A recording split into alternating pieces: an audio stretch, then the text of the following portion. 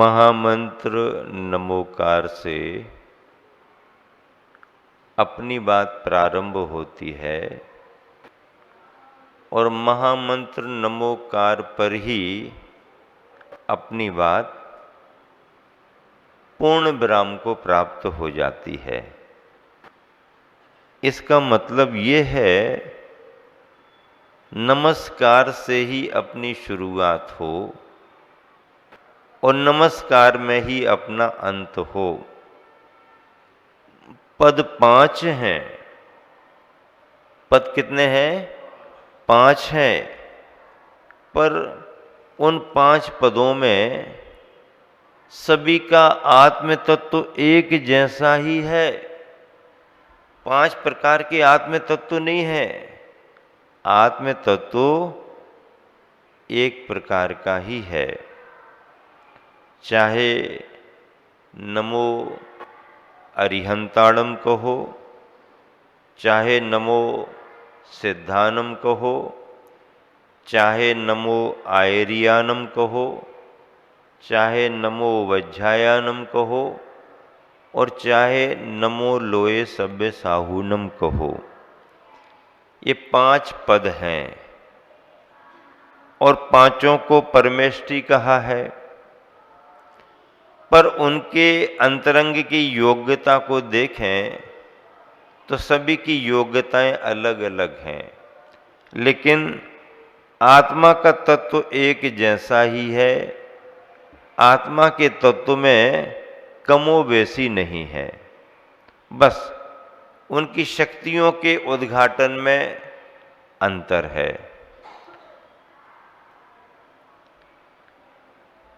आत्मा का जो शुद्ध स्वरूप है उसे सिद्धों ने पूर्ण प्रकट कर लिया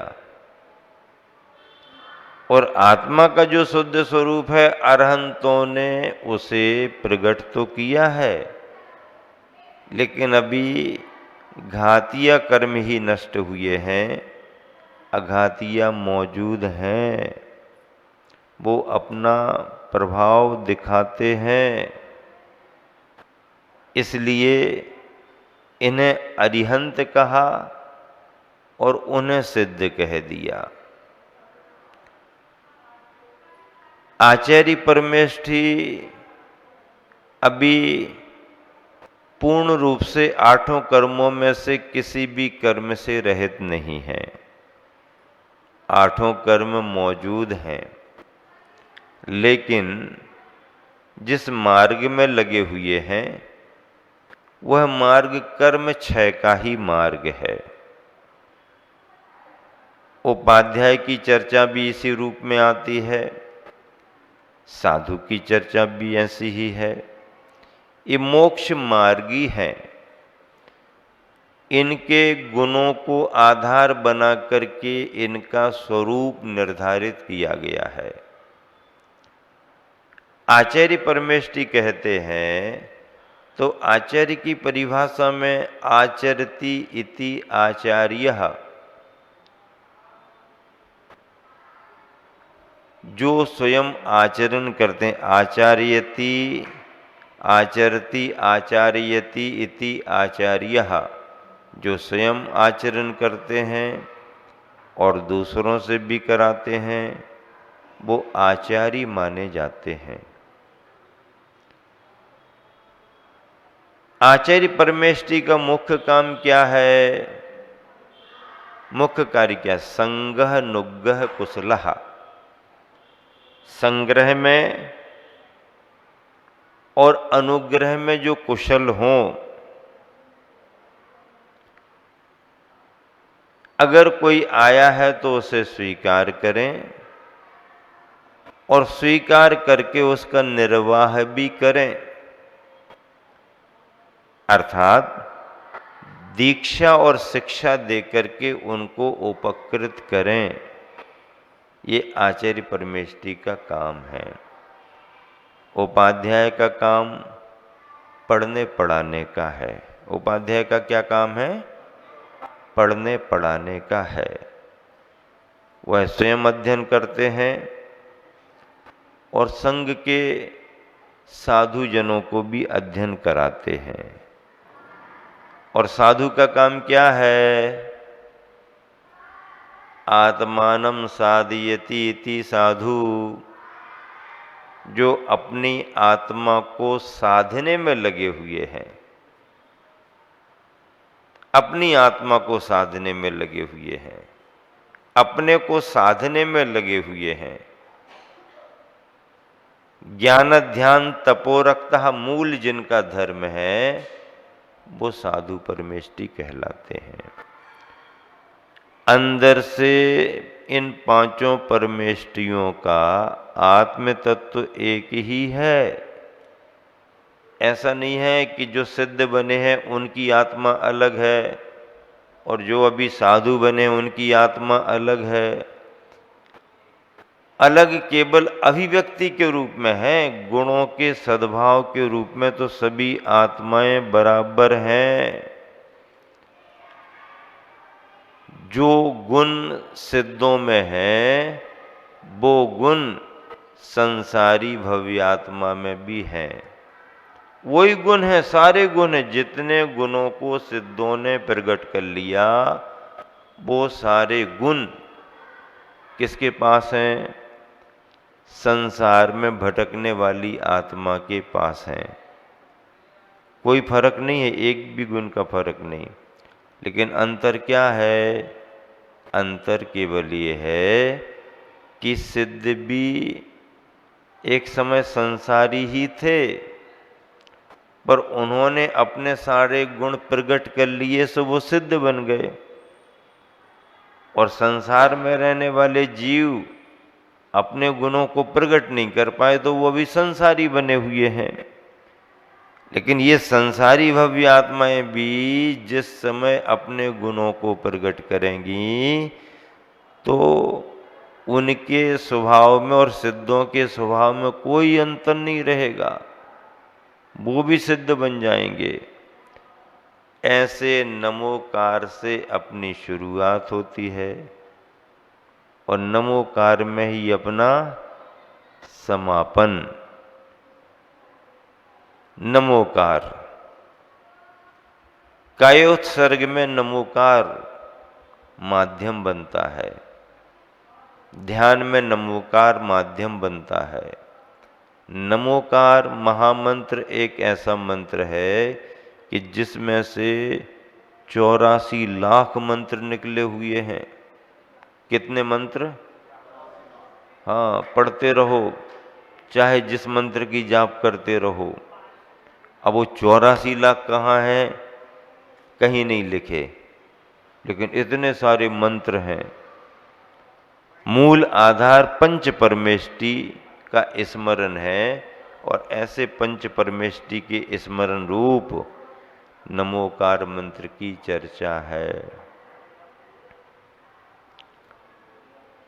गृहस्थ के आवश्यकों में और गृह त्यागियों के आवश्यकों में अंतर होता है।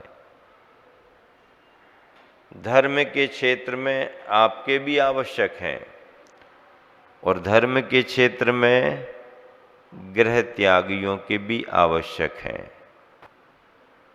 अवश्य ही करने योग्य कार्यों को आवश्यक कहा जाता है। आप अपने आवश्यकों का पालन करते हैं, देव पूजा, गुरु पास्ती, स्वाध्याय, संयम, तपः, दानम, चैतिग्रस्थानाम, षट्कर्माणि दिने दिने प्रतिदिने दिने दिने प्रतिदिने। ग्रस्त करते हैं, करना भी चाहिए।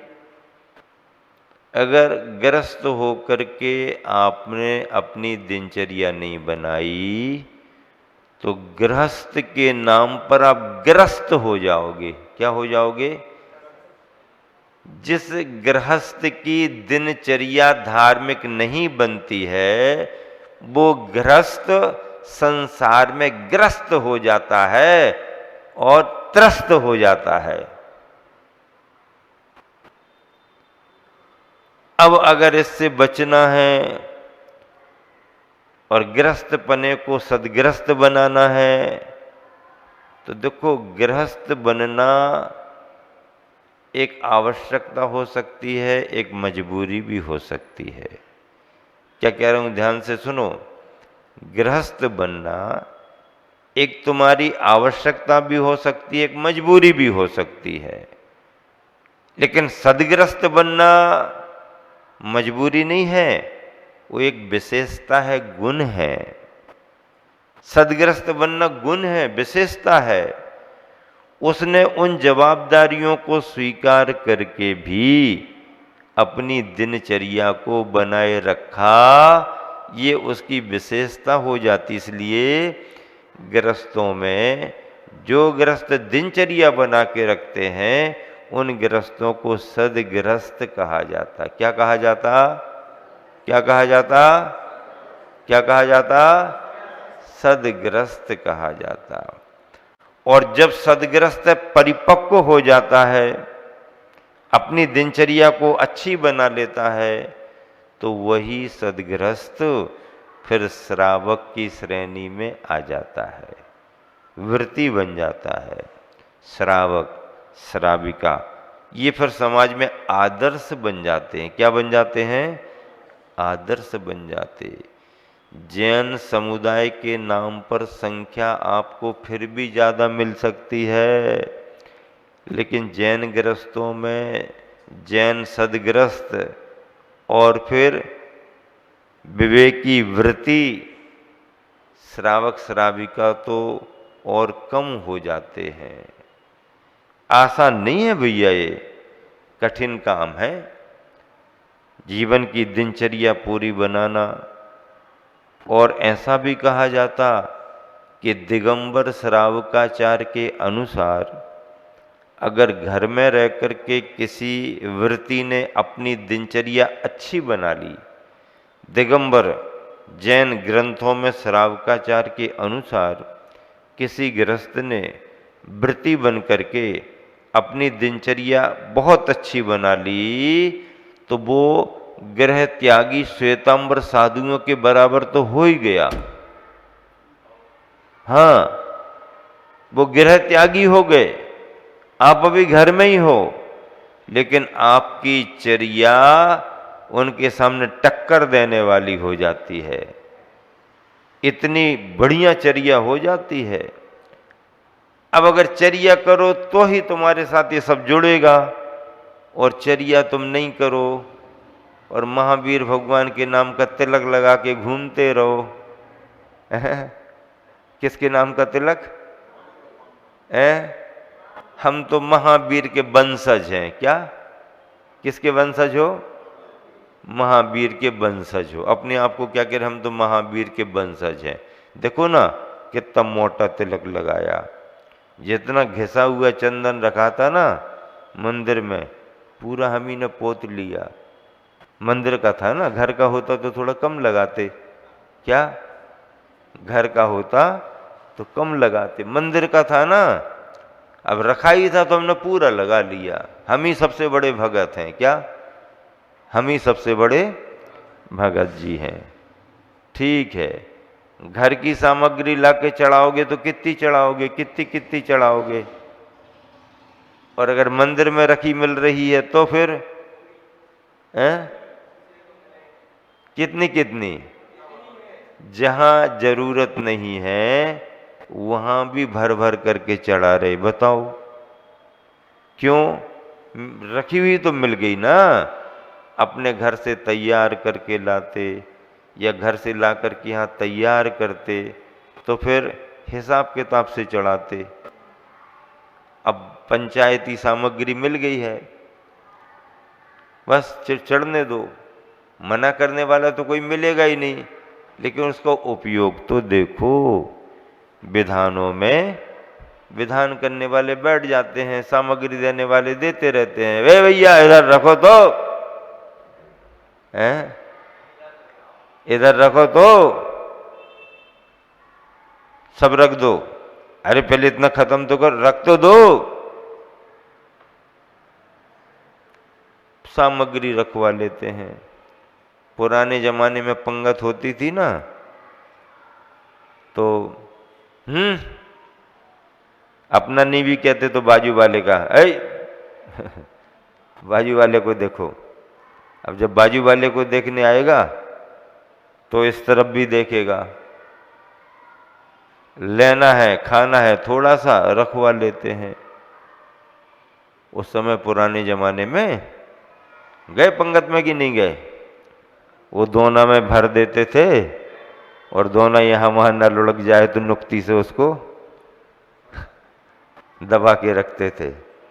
पुराने जमाने की पत्तल अब तो याद करने का समय रह गया, बाकी किसी को देखने नहीं मिलते अब, है ना? जरा सी असावधानी हुई, दोना लुढ़का कि पूरी पत्तल तुम्हारी हो गई, जमुना गंगा एक साथ बह गई।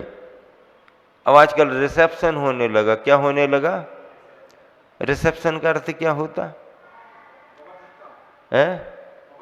Buffer system. अच्छा, बफर का मतलब खड़े खड़े खाओ, चलते फिरते खड़े खड़े खाओ, बफर का मतलब। जूते चप्पल खाओ कि जूते चप्पल पहन के खाओ? क्या क्या बोल रहे तुम लोग? अच्छा, जूते चप्पल पहन के खाओ अब क्या चल गया? ये बफे आ गया। समाज में देखते देखते कितना फर्क आ गया। खान पान जैसे पवित्र कार्य को कितना बाजारू बना दिया, और उसमें भी कितना दिखावा, कितना प्रदर्शन, कितना अपव्यय, और टाइम कितना रात का, लाइटों के कीड़े भिन भिना रहे हैं, गिर रहे हैं, मिठाइयों पर काला काला लगा हुआ है, तो ऐसा समझ लेते जैसे इलायची डली हो, वो कीड़े पड़े हुए हैं। रात्रि का भोजन महापापकारी है। घर में खाएंगे नहीं और बाजार में समारोह में खाएंगे।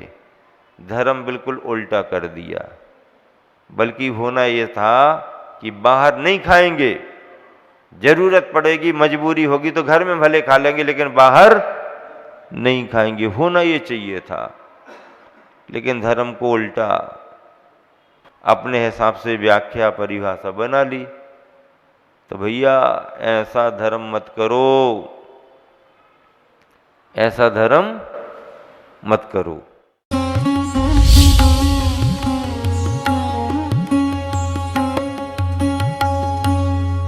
जेठ की तपती दोपहर और तीव्र ज्वर से कांपता शरीर, फिर भी थे